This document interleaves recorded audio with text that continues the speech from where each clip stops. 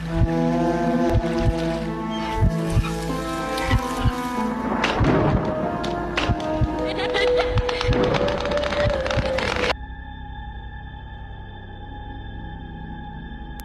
Room বাংলার মারাত্মক সত্যিকারের ভৌতিক ঘটনায় তোমাদের স্বাগত। আজকের যে ঘটনাটা তোমরা শুনতে চলেছ তা দীঘার এক হোটেলকে কেন্দ্র করে। এই হোটেলে দুটা কাপল ঘুরতে যায় এবং ওরা যে হোটেল রুম ভাড়া করেছিল সেই রুমের পাশে আরও একটা রুম ছিল এবং ওই রুমটা বন্ধ ছিল, কারণ ওই রুমে প্রায় 1 মাস আগে একটা খুন হয়, কিন্তু ওরা জানতো না। এবার ওরা যখন নিজেদের রুমে থাকলো তখন ওদের সাথে কিছু অদ্ভুত আর ভয়ঙ্কর ঘটনা ঘটে, যা শুনলে তোমরা ভয় পাবে। ঘটনাটি শুরু করার আগে তোমাদের যদি আমার এই চ্যানেলের ভয়ঙ্কর ঘটনাগুলো শুনতে ভালো লাগে তাহলে চ্যানেলটিকে একটু সাবস্ক্রাইব এবং ঘটনাগুলোকে একটু শেয়ার করে দিও, আর কমেন্টে অবশ্যই জানিও কে কোথা থেকে শুনছো। তো চলো আজকের এই ভয়ঙ্কর ইনসিডেন্টটা তোমাদের সাথে শুরু করি। ঘটনাটা আমার এক দাদা বৌদির সাথে ঘটা 2015 সালে দীঘার এক হোটেলের ভয়ঙ্কর অভিজ্ঞতা। দাদার নাম রূপঙ্কর এবং বৌদির নাম স্নেহা। ওদের বাড়ি শিলিগুড়িতেই। তো রূপঙ্কর দা ওরই আরও একজন বন্ধুর সাথে একদিন প্ল্যান করলো যে ওরা দীঘাতে ঘুরতে যাবে, এবং ওই বন্ধুরও স্ত্রী আছে, মানে ওরা দুজন কাপল। তো 2015 সালের মার্চ মাসের দিকে ওরা দীঘার একটা হোটেল বুকিং করে, মানে শিলিগুড়িতে কোনো একটা ট্রাভেল এজেন্সির সাথে ওরা যোগাযোগ করে এবং ওরা দীঘার একটা মনোরম পরিবেশের মধ্যে ভালো একটা হোটেল ওদের জন্য বুকিং করে দেয়। এবার নির্দিষ্ট সময় ওরা দীঘাতে যায় এবং সেই হোটেলে ওঠে। হোটেলটা ছিল 5 তলা এবং যখন ওরা 4 জন সেই হোটেলে পৌঁছালো তখন মোটামুটি বিকেল 4টা কি 5টা হবে। তো যাই হোক, সেদিন ওরা সমুদ্রে স্নান করতে পারেনি। আসলে ওরা যে দীঘাতে গিয়েছিল ওদের ছিল 3 দিনের ট্যুর। তো যাই হোক, যখন হোটেলে প্রথম পৌঁছালো তখন হোটেলে কেয়ারটেকার ওদেরকে 4 তলার যে রুমটা আছে, মানে যেই রুমটা ওদেরকে দেওয়া হয়েছে সেই রুমটা ছিল 4 তলার মধ্যে, তো লিফটে করে সেই রুমে নিয়ে যায়। এবার ওরা যে রুমগুলো পেয়েছিল সেটা পেয়েছিল 22 নম্বর রুম আর 24 নম্বর রুম, কিন্তু মাঝে যে 23 নম্বর রুমটা আছে সেই রুমটা কোনো কারণে বন্ধ ছিল, তাই ওরা সেই রুমটা পায়নি। কিন্তু কী কারণে এই রুমটা ওরা পেল না সেটা না ওরা তখন জানতো না, আর জানারও প্রয়োজন ছিল না। যাই হোক, এবার ওদেরকে রুমের চাবিটা দিল, তো ওরা রুমের ভেতর ঢুকে রুমের ভেতরটা খুব সুন্দর, মানে প্রতি কটা রুমে ওদের তো 22 নম্বর রুম আর 24 নম্বর রুম দেওয়া হয়েছে। তো ঘরের ভিতর ঢুকেই বড় একটা বেডরুম এবং বেডরুমের সোজাসুজি একটা ব্যালকনি আছে এবং সেখান থেকে সামনে যে সমুদ্রের ভিউটা সেটা খুব সুন্দর দেখায়, মানে প্রতি কটা ব্যালকনির থেকেই আর কি সমুদ্রের ভিউটা দেখা যায়। তো যাই হোক, ওদের তো খুব ভালো লাগে। আর যে বেডরুমটা আছে তার ডান পাশে আছে বাথরুম। যাই হোক, ওরা তো সবাই টায়ার্ড ছিল, কারণ দীঘা আসার আগে ওরা না কলকাতায় একটু ঘোরাফেরা করেছিল। আসলে ওরা ডাইরেক্ট শিলিগুড়ি থেকে দীঘাতে যায়নি, ওরা প্রথমে শিলিগুড়ি থেকে কলকাতায় গিয়েছে, ওখানে একদিন থেকেছে, ঘোরাঘুরি করেছে, তারপর কলকাতা থেকে দীঘাতে এসেছে। তাই ওরা হোটেলে সেই সময় স্নান টান করে তারপর একটু রেস্ট করে, মানে তখন ঘুমিয়ে পড়েছে আর কি। তো মোটামুটি সন্ধ্যা 7টার দিকে ওরা ঘুম থেকে ওঠে, তারপর প্ল্যান করলো যে সামনে যে সাইট সিনগুলো আছে, মানে দীঘার সমুদ্রের পাড়ে, তো ওখানে একটু হাঁটাহাঁটি করবে বা ঘোরাফেরা করবে। তাই ওরা 4 জন, মানে স্নেহা বৌদি, রূপঙ্কর দা এবং আরও একজন যে কাপল এসেছিল, তো ওরা 4 জন হোটেল থেকে বেরিয়ে যায় এবং বেরিয়ে 1 ঘন্টার মধ্যে ঘোরাফেরা করে আবার হোটেলে ফিরে আসে। কারণ রূপঙ্কর দার যে বন্ধু আছে ওই বন্ধুর রুমে না একটু ড্রিঙ্কের আয়োজন আর কি করেছিল, মানে বুঝতেই তো পারছো ওরা 4 জন আছে আর কি, একটু ড্রিঙ্ক আর কি করবে। তো যাই হোক, যখন স্নেহাদি নিজের হোটেলের রুমটা আর কি লকটা খুলে ভেতরে ঢুকলো তখন একটা জিনিস দেখে না একটু অবাক হলো। তা হলো ওদের হোটেল রুমের মধ্যে একটা টেবিল ছিল এবং ওই টেবিলের ওপর কিছু বই বা ম্যাগাজিন ছিল, মানে এরকম হোটেলে আর কি থাকে। তো যাই হোক, যখন নাকি স্নেহাদি বেরিয়েছিল হোটেল থেকে তখন একটা জিনিস খেয়াল করেছিল যে ওই ম্যাগাজিনগুলো টেবিলের ওপর ছিল। যখন আবার হোটেলের ভেতর ঢুকলো তখন দেখছে ওই ম্যাগাজিনগুলো নিচে পড়ে আছে।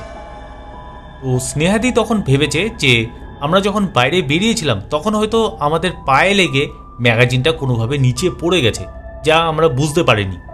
তো যাই হোক, এবার স্নেহাদি সেই ম্যাগাজিনগুলো উঠিয়ে আবার টেবিলের মধ্যে রেখে তারপর বারান্দায় গিয়ে চুলটা আঁচড়াচ্ছে, মানে বাইরের থেকে এসেছে তো তাই চুলটা একটু আঁচড়াচ্ছিল। আর আরেকটা বিষয় হলো, স্নেহাদির না চুলগুলো ছিল অনেকটাই বড়। বাড়িতে থাকলে তো তখন শ্বশুর শাশুড়ি আছে, সেই সময় চুলগুলো আর কি বেঁধে রাখতো। এবার বাইরে ঘুরতে এসেছে তাই চুলগুলো খোলা রেখেছে, তো বারান্দায় গিয়ে চুলটা আঁচড়াচ্ছে। এদিকে দাদা তখন সেই বন্ধুর রুমে চলে গেছে এবং স্নেহাদিকে বলো যে তুমি তাড়াতাড়ি আসো। তো স্নেহাদি বলে ঠিক আছে আমি আসছি। এবার স্নেহাদি আচমকা একটা শব্দ শুনলো, আর শব্দটা আসলো বাথরুমের ভেতর থেকে।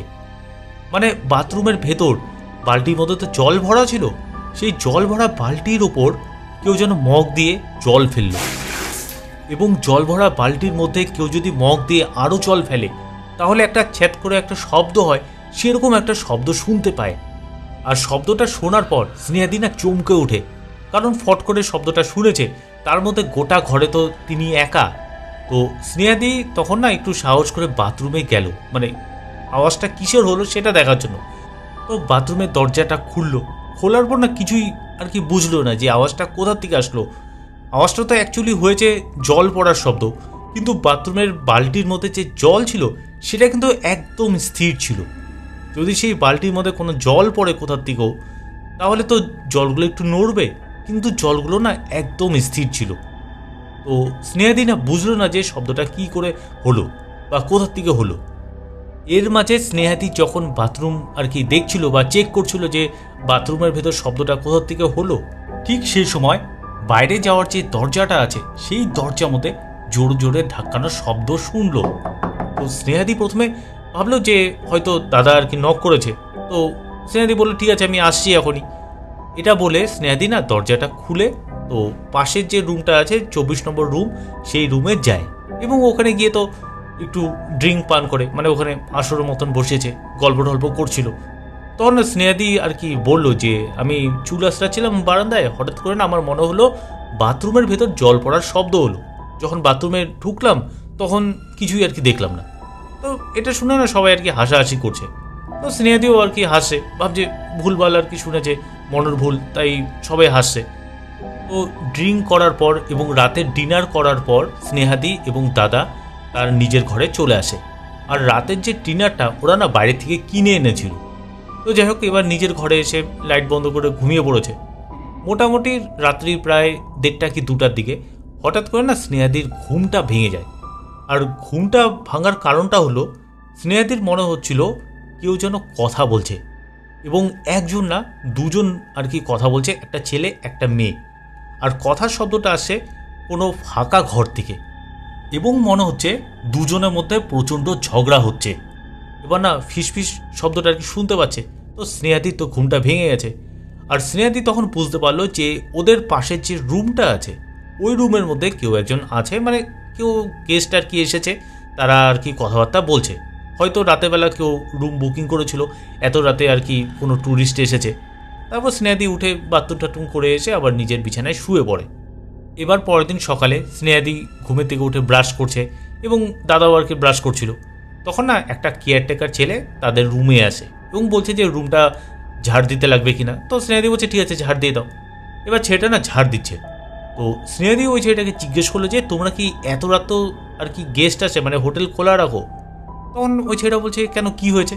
বলে না কালকে রাত্রেবেলা হঠাৎ করে আমি শুনতে পেলাম যে পাশের যে রুমটা আছে, মানে 23 নম্বর রুমটা, সেই রুমে একটা কাপল ঝগড়া করছে এবং সেই ঝগড়ার জন্য আমার ঘুমটা ভেঙে যায়। তখন না ওই কেয়ারটেকার ছেলেটি ওনা একটু অবাক হয়ে এলো। ও বলছে পাশে তো কোনো কেউ আসেনি, মানে পাশের রুমটা তো বন্ধই আছে। তো স্নেহাদি বলছে না আমি রাত্রেবেলা স্পষ্ট শুনেছি পাশের রুম থেকে কেউ কথা বলছে। তখন দাদা বলো আরে তুমি ভুল শুনেছো, হয়তো 21 নম্বর রুমে, মানে ওরা যে রুমে আছে ওরা তো 22 নম্বর রুমে আছে, 21 নম্বর রুমে হয়তো কেউ আছে, তারাই কথা বলেছে, তুমি ভেবেছো হয়তো 23 নম্বর রুম থেকে কথা বলার শব্দটা আসছে। তো স্নেহাদিও তখন তাই ভাবলো, হয়তো তার মনের ভুল হয়েছে, ভুলভাল শুনেছে, হয়তো সেটাই হবে। কিন্তু না মনের মধ্যে একটা খটকা ছিল, কারণ স্নেহাদিরা খাটের মধ্যে যেখানে আর কি মাথা দিয়ে শুয়েছে তার পেছনের দেওয়ালটাই ছিল 23 নম্বর রুম। তাই স্নেহাদির মনে একটু কনফিউশন ছিল।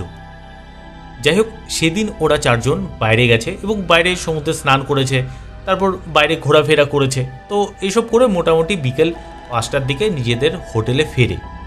এবার একটা জিনিস হয়, তো দাদা না হোটেলের লকটা খুলে সবার আগে ঘরের ভেতর ঢুকেছে, মানে হোটেল রুমের ভেতর। তো স্নেহাদি যখন ঢুকতে যাবে তখন একটা জিনিস দেখলো, তা হলো 23 নম্বর যে রুমটা আছে ওই রুমটা থেকে না একটা মহিলা বেরোলো। মহিলাটি একটা সাদা আর কি নাইটি টাইপের পরা ছিল।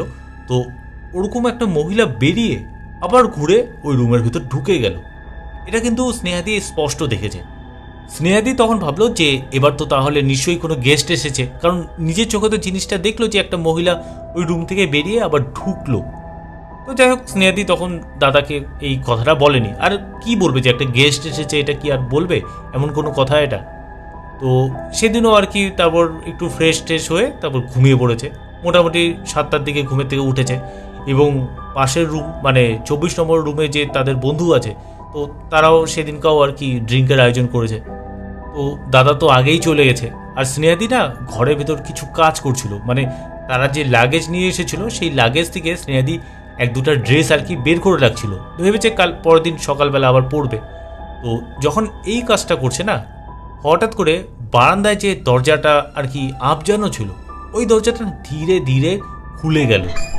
তো স্নেহাদি সেদিকে তাকালো, তো দেখছি যে সেদিক থেকে বারান্দা থেকে একটা ভালো একটা হাওয়া আসে।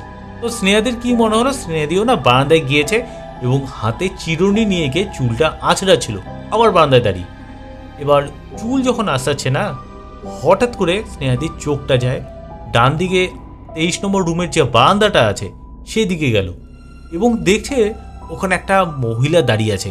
মানে সেই মহিলাটা, যেই মহিলাটা তখন দেখলো যে 23 নম্বর রুমের দরজাটা খুলে আবার ভেতরে ঢুকলো, তো ওই মহিলাটাকে দেখলো বারান্দায় দাঁড়িয়ে আছে একভাবে এবং সোজা সামনে সমুদ্রের দিকে তাকিয়ে আছে। তখন মোটামুটি এই সন্ধ্যা 7:30 পৌনে 8টা এরকম বাজে। সন্ধ্যা তো না, অ্যাকচুয়ালি মোটামুটি রাতই বলা চলে। তো স্নেহাদিও না আর কি নিজের মতো চুলটা আছড়াচ্ছে। এবার মহিলাটা কিন্তু সাদা একটা ড্রেস পরা ছিল, মানে সাদা যে নাইটিটা যে তখন দেখেছিল স্নেহাদি পরে থাকতে সেই মহিলাটিকে, তো তখনও সেম ড্রেসটাই আর কি পরা ছিল। এবার সেই মহিলাটা স্নেহাদির দিকে আচমকা ঘুরে দাঁড়ায়। তো স্নেহাদিও স্বাভাবিকভাবে সেদিকেই তাকিয়েছে। আর যা দেখলো স্নেহাদি, সেটা দেখার পর স্নেহাদির গা তখনই ভারী হয়ে ওঠে। মানে স্নেহাদি তখন দেখলো সেই মহিলাটা 2টা হাত বের করে স্নেহাদির বারান্দায় যে গ্রিলটা আছে সেটা ধরে আছে। মানে চিন্তা করছে যে পাশাপাশি 2টা রুমের বারান্দার ডিস্টেন্স খুব জোর 6 ফুটের মতো ডিস্টেন্স হবে। মানে ওই মহিলাটার হাত কতটা লম্বা হতে পারে যে নিজের বারান্দায় দাঁড়িয়ে স্নেহাদির বারান্দার গ্রিলটা 2 হাতে ধরেছে। এবং সেই মহিলাটা কিন্তু সে তার নিজের বারান্দায়, কিন্তু তার 2টা হাত স্নেহাদির বারান্দায় গ্রিলগুলো ধরে আছে। আর মহিলাটার গলায় একটা কেমন যেন দাগ। মানে এই দৃশ্যটা কিন্তু স্নেহাদি স্পষ্ট দেখেছিল। এবার অনেকক্ষণ সময় পার হয়ে গেছে, তো দাদা চিন্তা করছে কি হলো, স্নেহাদি আসছে না কেন। তো দাদা আবার নিজের হোটেল রুমে ঢুকলো, ঢুকে দেখছে স্নেহাদি না খাটের মধ্যে একদম লম্বা হয়ে টান টান হয়ে শুয়ে আছে। তো দাদা তখন স্নেহাদিকে ডাকলো যে কি হলো তোমার। তখন না গায়ে হাত দিয়ে দেখে যে স্নেহাদির গা জ্বরে পুড়ে যাচ্ছে।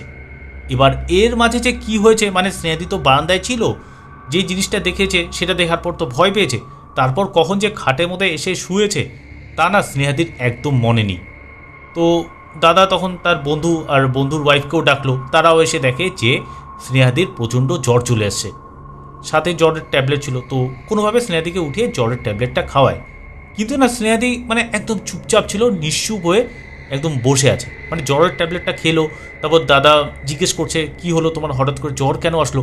কোনো উত্তর দিচ্ছিল না, শুধু বলল যে আমাকে একটু একা থাকতে দাও, আমি একটু ঘুমোই।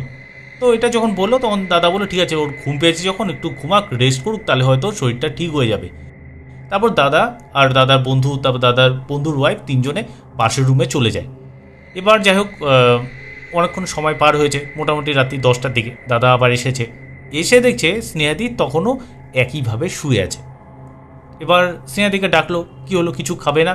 খাবার নিয়ে এসেছি তো। মানে দাদা কিন্তু সে সময় আবার ড্রিঙ্ক করে আবার বাইরে গিয়ে রাতের যে খাবারটা আছে সেটা নিয়ে আসে। আর সেদিনকার রাতেরবেলা নিয়ে এসেছিলো মটন আর রুটি নিয়ে এসেছিল। এবার তো দাদা স্নেহাদিকে বলল যে তাড়াতাড়ি উঠো, এই দেখো মটন আর রুটি নিয়ে এসছি। যখন এই খাওয়ার শব্দটা স্নেহাদি শুনলো, ফট করে বিছানায় উঠে বসে আর বলে দাও তাড়াতাড়ি মটনটা দাও। এবার দাদা ভেবেছে কি হলো, অসুস্থ ছিল, আবার এত তাড়াতাড়ি ফট করে বিছানায় উঠে বসলো, ওর কি জ্বর একদম কমে গেছে? তাই দাদা ওকে বললো যে তুমি বিছানার থেকে নামো, তো নিচে বসে আমরা খাই, কারণ বিছানায় তো খাওয়া যাবে না, মটন রুটি এগুলো তো আমিষ খাবার। তো দিদি বলছে, মানে স্নেহাদি বলছে যে তুমি এক কাজ করো, আমার জন্য জলের বোতল নিয়ে আসো। এবার না দাদা জলের বোতলটা, মানে ওদের রুমে একটা জলের বোতল ছিল, সেই জলের বোতলটা না তার বন্ধুর রুমে ভুল করে রেখে আসে, মানে যখন ড্রিঙ্ক করতে গিয়েছিল তো জলের বোতলটা ওখানে রেখেছিল। তো দাদা মটনের প্লাস্টিকটা আর কি রেখে টেবিলটা, ওদের রুমের ভেতর যে টেবিলটা ছিল সেই টেবিলের ওপর রেখে দাদা জলের বোতলটা আনতে 24 নম্বর রুমে যায়, মানে বন্ধুর রুমে। এবার কতক্ষণ হবে, খুব জোর 1 মিনিট কি 2 মিনিট হবে, একটু কথা বলেছে বন্ধুর সাথে। এসে যখন নিজের রুমে ঢুকলো তখন দেখছে স্নেহাতি ওই মটনের প্যাকেট থেকে মাংসগুলো গোগ্রাসে গিলছে, মানে খাচ্ছে না কিন্তু, ও খালি গিলে যাচ্ছে, একটার পর একটা মাংসের টুকরো মুখের মধ্যে ঢোকাচ্ছে, এবং মাংসর যে প্লাস্টিকটার মধ্যে যে মাংসের ঝোলগুলো ছিল সেইগুলোও খাচ্ছে, কিন্তু রুটিটা কিন্তু ছুঁয়েও দেখছে না। এরকম দেখে না দাদা একটু ভয় পেয়ে যায় যে হঠাৎ করে এইভাবে কেন খাচ্ছে, কারণ একটা স্বাভাবিক মানুষের খাওয়া আর একটা অস্বাভাবিক খাওয়ার মধ্যে তো একটা তফাৎ থাকে। তো দাদা তখন স্নেহাদিকে বলছে, আরে তুমি এইভাবে কেন খাচ্ছ? স্নেহাদি না তখন দাদার দিকে তাকিয়ে বলে, আরও মাংস নিয়ে আয়, আমি আরও মাংস খাবো। এবার দাদা চমকে যায়, হঠাৎ করে তুই করে কথা বলছে। তো বলছে, কি হলো, তুমি এইভাবে কেন কথা বলছো আর এরকমভাবে কেন খাচ্ছ? স্নেহাদি তখন বলছে, আমার খিদা পেয়েছে, আরও মাংস নিয়ে আয়। এবার দাদা না কিছু বুঝলো না, তারপর দাদা না পাশের ঘরে গেল, মানে ওর বন্ধু আর ওর বন্ধুর ওয়াইফকে ডাকলো, একটা জিনিস দেখে যা। এবার তারাও আসলো, ভাবলো কি হয়েছে, এসে দেখছে যে স্নেহাদি ওইভাবে মাংসগুলো খাচ্ছে, মানে তখন কিন্তু খাওয়া হয়ে গেছে, স্নেহাদির মুখে মাংসের সেই ঝোলগুলো আর কি লেগে আছে, মানে মাংসর প্লাস্টিকটার মধ্যে যতগুলো ঝোল ছিল সেগুলো আর কি খেয়ে ফেলেছে। এবার বন্ধুটিকে দেখে স্নেহাদি বলছে যে তোর রুমে যে মাংসর প্যাকেটটা আছে সেটা নিয়ে আয়, আমার খুব খিদা পেয়েছে। এবার সেই বন্ধুর ওয়াইফ না ভাবলো যে হয়তো সত্যি সত্যি খিদা পেয়েছে, তো ও গিয়ে কি করে, উনি গিয়ে আবার ওদের রুমে যে মাংসের প্যাকেটটা ছিল সেটা এনে দেয়, এবং স্নেহাদি সেই প্যাকেটটা খুলে সেখান থেকেও মাংসগুলো গ্রোগাসে গিলতে থাকে। এবার না সবাই আর কি একটু ভয় পেয়ে গেছে যে কি হলো, হঠাৎ করে এইভাবে কেন খাচ্ছে। 2-4 মিনিট পর স্নেহাদি সেখান থেকে উঠে বাথরুমে গেল, বাথরুমে গিয়ে মুখ হাত ধুয়ে বাথরুম থেকে বেরিয়ে টাওয়েল দিয়ে নিজের মুখটা ভালোভাবে মুছল, মুছেও সবাইকে বলছে, অনেক দিন পর তৃপ্তি করে মটন খেলাম, এতদিন না খেয়েছিলাম। কথাটা বলে সোজা চলে গেল বারান্দায়, এবং বারান্দার মধ্যে একটা লাইট জ্বলছিল, সেই লাইটটা না বন্ধ করে স্নেহাদি অন্ধকারে দাঁড়িয়ে আছে। এদিকে তো দাদা, দাদার বন্ধু এবং দাদার বন্ধুর ওয়াইফ, তিনজন তো এই জিনিসটা দেখে না ওরা একটু ঘাবড়ে আছে, মানে অবাক হয়েছে, কি বলবে। যে দৃশ্য ওরা দেখলো যে স্নেহাদি গোগ্রাসের সেই খাবারগুলো খেয়ে আবার বারান্দায় গিয়ে চুপচাপ দাঁড়ালো, তারা না কিছু বলার ভাষা খুঁজে পাচ্ছে না। তখন দাদা বললো, ঠিক আছে তোরা যা তোদের রুমে, আমি স্নেহার সাথে কথা বলি, ওর হয়তো কিছু সমস্যা হয়েছে। এবার দাদা আবার বারান্দায় গেছে, তখন না যাওয়ার আগে নিজের ঘরে যে দরজাটা সেটা বন্ধ করে দিয়েছে, মানে বন্ধু আর বন্ধুর ওয়াইফ ওরা তারপর নিজেদের রুমে চলে গেছে, তারপর দাদা নিজের ঘরে দরজাটা বন্ধ করে দেয়। তো দাদা তারপর বারান্দার মধ্যে গেল, মানে স্নেহাদির সাথে কথা বলতে, যে কি হয়েছে, কোনো সমস্যা নাকি, ভেবেছে হয়তো পার্সোনাল কোনো সমস্যা হয়েছে।